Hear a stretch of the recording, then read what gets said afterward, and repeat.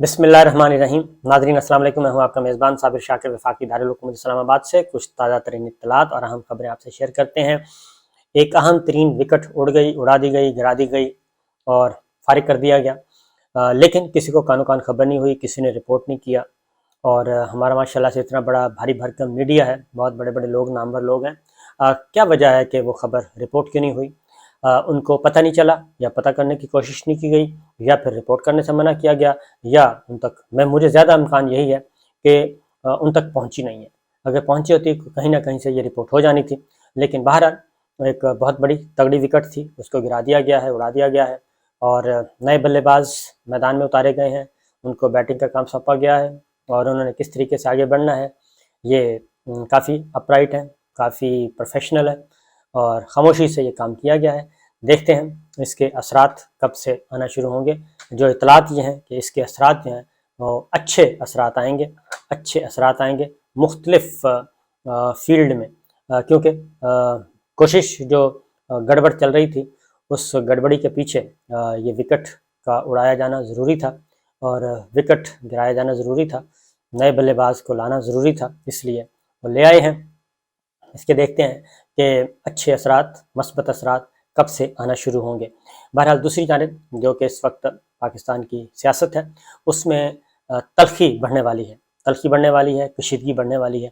और उसकी वजह यह है कि पंजाब में फील्डिंग तो अपनी मर्ज़ी की सेटिंग करने की कोशिश की जा रही है, लेकिन निगरां वज़ीर आला पंजाब मोहसिन नकवी साहब आए। इलेक्शन कमीशन ऑफ पाकिस्तान ने एक ऑर्डर किया कि तमाम तकर्रो तबादले पे पाबंदी आयद कर दी और उन्होंने कहा कि हमसे पूछे बगैर अब कोई पोस्टिंग ट्रांसफ़र नहीं होगा। लेकिन पंजाब के निगरान वज़ीर आला ने बहुत बर्क रफ्तारी से कुछ अहम तैनातियाँ की। चीफ सेक्रेटरी को तब्दील कर दिया, चीफ सेक्रेटरी को हटा दिया गया, आईजी पंजाब पुलिस को हटा दिया गया। दोनों की तकर्रियाँ हैं कुछ ही अरसा पहले हुई थी और उसके बाद फिर नीचे लाहौर में तब्दीलियाँ की गई और जो कि पाकिस्तान तहरीक इंसाफ और चौधरी परवेज़ इलाही साहब, चेयरमैन इमरान खान और चौधरी परवेज़ इलाही साहब से मुलाकात हुई। पीटीआई के अपने लोगों की एक मीटिंग हुई और उसमें काफ़ी सूरत हाल का जायज़ा लिया गया। सारी सूरत हाल पे काफ़ी गम और गुस्से का इजहार किया गया। उसकी रीज़न ये है कि 25 मई के जो अहम किरदार थे, 25 मई के अहम किरदार जिन्होंने जुल्म सितम किया, उन तमाम अफसरों को अहम पोस्टिंग्स जो हैं वो दी जा रही हैं, अहम जिम्मेदारियाँ दोबारा उनको फील्ड में लाया जा रहा है। नंबर 1। नंबर 2, 25 मई के साथ साथ उसके बाद जिन लोगों ने पंजाब असम्बली में हंगामा किया, उनको अहम जिम्मेदारियाँ सौंपी जा रही हैं और एक मैसेज कन्वे किया गया है पाकिस्तान तहरीक इंसाफ को, काफ लीग को, कि जनाब हम आपको फुल डोज देने वाले हैं।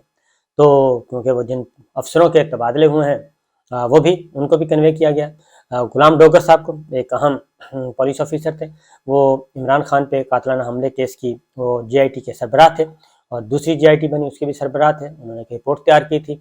और उनको भी तब्दील कर दिया गया है फिलफौर। और फिर वफाकी हुकूमत ने एक कमेटी JIT बना दी है, उसकी सरबराही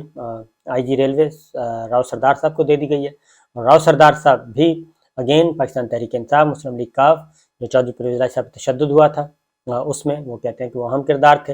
तो इस तरीके से ये सारे काम किए जा रहे हैं और ये काम सारे निगरान वज़ीर आला पंजाब मोहसिन नकवी साहब ने ये सिलसिला शुरू किया है, जबकि खैबर पख्तूनख्वा में अभी तक ऐसी कोई कंप्लेंट नहीं आई वहाँ की अपोजिशन जमातों को, क्योंकि हुक्मरान जमात इस वक्त हुक्मरान इत्तेहाद है और अपोजिशन में पाकिस्तान तहरीक इंसाफ है, ऐसी कोई शिकायत नहीं। लेकिन पंजाब में ये सिलसिला शुरू हो गया, इसीलिए इस सारी पोस्टिंग ट्रांसफ़र को देखते हुए पाकिस्तान तहरीक इंसाफ ने सख्त रद्द-ए-अमल का इजहार भी किया और उन्होंने एहतजाज, पहला दिन था, एहतजाज किया गया इलेक्शन कमीशन के दफातर के सामने निगरान वज़ीर आला की तकर्री के खिलाफ और बाकी सारे का सारा जो प्लान था। और फिर स्पीकर की तरफ से जो इस्तीफ़े मंजूर किए गए 45 रातों रात और पार्लियामान को 3 दिन के लिए सील किया गया, उस पर भी काफ़ी मामलात गड़बड़ हैं। तो सूरत फैसला ये किया है इन्होंने कि ये सुप्रीम कोर्ट ऑफ पाकिस्तान जाएंगे और क्योंकि इलेक्शन कमीशन ऑफ पाकिस्तान ये इलेक्शन नहीं करवा रहे और उसकी वजह बड़ा ही सिंपल सी वजह बताई जा रही है, हालांकि सिंपल नहीं है और ये आइन में बिल्कुल वाज़ेह, आइन के आर्टिकल इस सिलसिले में उसमें कोई एम्बिगिटी नहीं है, किसी किस्म का कोई भाम नहीं है कि इलेक्शन जो है अगर पार्लियामान मुद्दत पूरी करती है तो 60 दिन के अंदर अंदर, अदरवाइज़ 90 रोज़ में इलेक्शन कराना मकसूद है। और अब جو ایک اور چیز بھی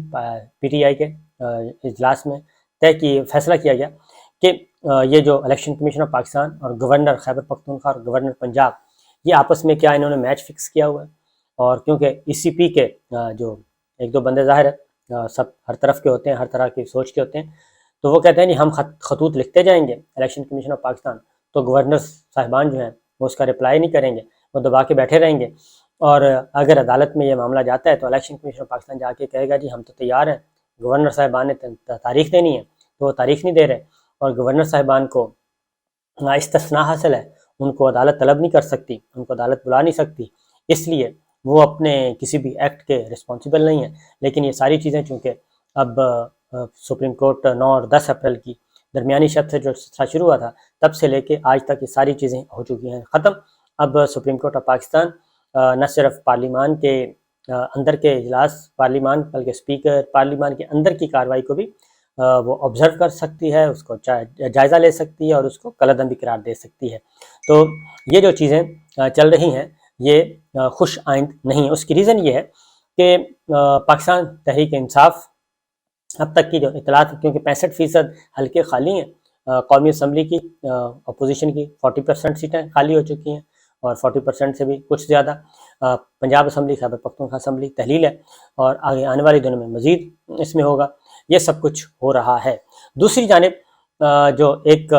اس سارا مشکل وقت کس پہ آنا ہے، اصل معاملہ یہ ہے کہ سب کے سارا ملبہ کس پہ گرایا جانا ہے۔ اس کی سارا ملبہ گرے گا جی اس وقت ہماری جوڈیشری پہ اور ملٹری اسٹیبلشمنٹ پہ، فوجی قیادت پہ اور جوڈیشری پہ، کیونکہ یہ معاملہ اگر کورٹ میں جاتا ہے تو کورٹ میں بہت مضبوط کیس ہے پاکستان تحریک انصاف کا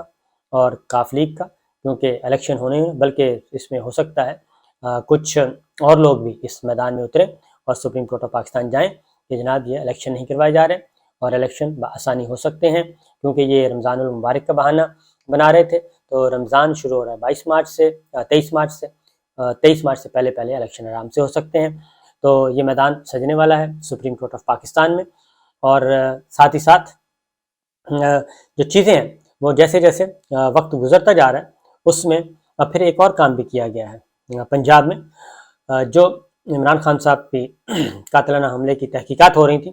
وہ بھی غلام لوگر صاحب کر رہے تھے، اس کی سربراہی ان کو تبدیل کیا، اور نیچے جی آئی ٹی بھی ظاہر ہے خود بخود ہی از خود فارغ ہو جائے گی، اور فیڈرل گورنمنٹ نے جو بنائی ہے راؤ سردار صاحب کی سربراہی میں وہ بھی ایک الگ چیپٹر ہے۔ تو یہ چیزیں اب تلخیوں کی طرف جائیں گی اور یہ بڑھیں گی۔ لیکن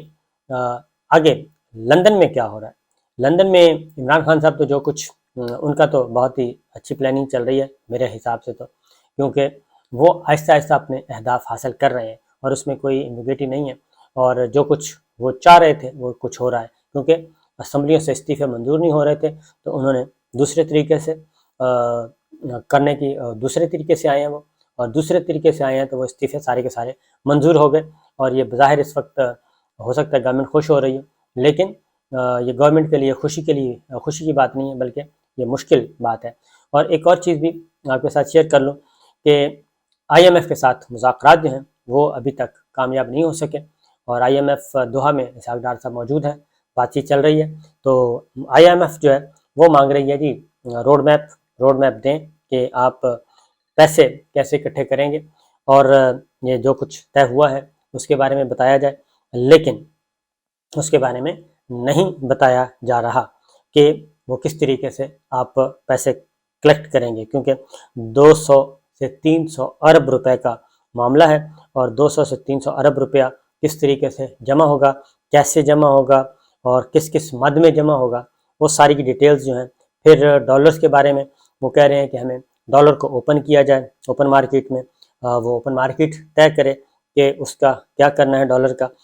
کس طریقے سے اوپن مارکیٹ طے کرے گی کہ ایکسچینج ریٹ کیا ہوگا، لیکن اس پہ بھی ابھی تک ایگریمنٹ نہیں ہو رہا، لیکن جو ایکسچینج کمپنیز ہیں وہ انہوں نے اناؤنس کر دیا ہے، اور اگر یہ کام ہو جاتا ہے تو فی الفور جو کام ہونا ہے جی وہ ڈالر جو ہے کم از کم بھی اس میں 25 سے 30 روپے کا جمپ لگے گا، اور اس وقت جو مارکیٹ ریٹ ہے ڈالر کا وہ 240 سے اوپر کا 50 تک 250 روپے کا ڈالر اس وقت 50 روپے تک کم از کم جائے گا، ورنہ تو 60 रुपये में भी नहीं मिल रहा अगर इसको ओपन करेंगे। तो जो वर्चुअल बातचीत चल रही है वो मैंने को बता दिया, एक्सचेंज रेट ओपन मार्केट के मुताबिक होना चाहिए, ये चल रहा है। और 30 जून 2023 तक पेट्रोलियम लेवी 855 अरब रुपया, मैं आपको थोड़े बता रहा था, तो 855 अरब रुपया जमा करने का रोड मैप देना होगा जी पेट्रोलियम लेवी से। और डीजल पर फी लीटर लेवी 35 से बढ़ाकर 50 रुपये करना होगी। गैस 1500 अरब का सर्कुलर डेट ख़त्म करना होगा, और ये 1500 अरब 855 अरब रुपया कुल है जी, जो कि है। ओगरा के नर्ख बढ़ाने का फैसला करना होगा। और इसी तरीके से जुलाई 22 से 74% के गैस की कीमत बढ़ानी होगी, और ये सब कुछ करना पड़ेगा। पेट्रोल डीजल सेल्स टैक्स पर, डीजल पर सेल्स टैक्स आयद करना पड़ेगा। और इसके अलावा कुछ और भी सख्त गिर फैसले जो हैं वो भी मुतवक्के हैं, ये सारी के सारे चीज़ें।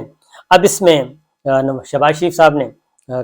इस्लामाबाद में तकरीर भी की है, उसमें उन्होंने कहा भी है कि हम सियासत कुर्बान कर रहे हैं और रियासत को बचा रहे हैं। तो अब वो असल में वो कह ये रहे हैं हमारे ताकतवर हलकों से कि हम ये सब कुछ करने के लिए तैयार हैं,